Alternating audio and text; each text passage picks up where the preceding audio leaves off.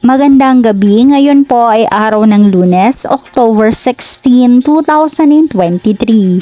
At narito na po ang resulta ng ating 9pm PCSO Lotto results today.